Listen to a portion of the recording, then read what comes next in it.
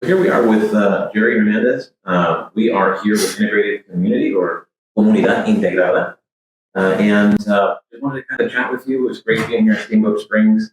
Why don't you tell us a little bit about, the program that Integrated Community provides to the community, and then we'll kind of get into what we're doing with InterSys LLC and the interpreter program. Sure thing.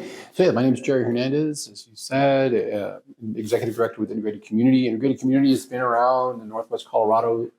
Our main offices are here in Steamboat Springs. From 2004 is when we started. And we provide a variety of services for our immigrant population. So education programs for children and adults. And we also provide immigration services, community navigation. And we also provide language justice services through our interpreter and translation program. We've been doing that again since 2004. And we work closely with partner organizations, hospitals, a variety of other organizations here that are pursuing language justice, and they work with us in order to provide that interpretation and translation service. So we have a pool of subcontracted interpreters that we use to fill those needs within the community for immigration, for interpretation and translation. So now you have this opportunity for members of the community to get qualified as medical interpreters through the Bridging the Gap program and InterSys LLC being a licensed agency. What impact do you feel this offering does? And what is the value, not just for integrated community, but for the community that you are serving? Yeah, so we pursued a particular grant that would help our subcontracted interpreters,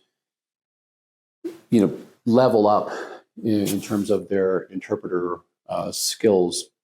Many of them did not have their Bridging the Gap, and because of the cost involved, it was something that we would help out when we could. So this grant that we were awarded is now allowing us to provide a BTG certificate for these interpreters. And what it's done is it's, I think, really instilled in them a sense of ownership for essentially their own business, right?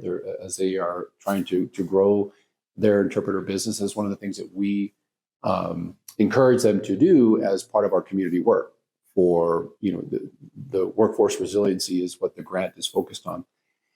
And then the impact that it's having is that it's also increasing the level of expertise when it comes to interpretation, not just for the interpreters that we use, but we're also offering the opportunity to our partner organizations. So, for example, we work closely with Yamp Valley Bank. They're one of our closest partners here in the Valley. And so one of the things we decided was, why don't we offer it to any bilingual employees that they have that will do interpretation on a regular basis, but without any training at all. There's some liability, I'm sure, there, right? So we offered it to them, they accepted, and then we have other organizations that we've offered it to that have bilingual staff. And I think overall what it's doing is it's really, drawing attention to really what language justice is about, which is that these organizations adopt a mentality on how they recruit, how they market towards non-English speakers. And because they now realize, well, interpreting is not just this thing that you do just because you speak a language. We discourage that, in fact, because we see many times within the school districts, for example, where children are being asked to interpret for teachers for other children, and many times for behavioral problems and things like that. And it's something that we discourage. So again, with an organization like the school district that we work closely with and we provide interpreters for, we're focusing our attention on the need for certification so that the correct format and the correct approach is being used when interpretation is taking place.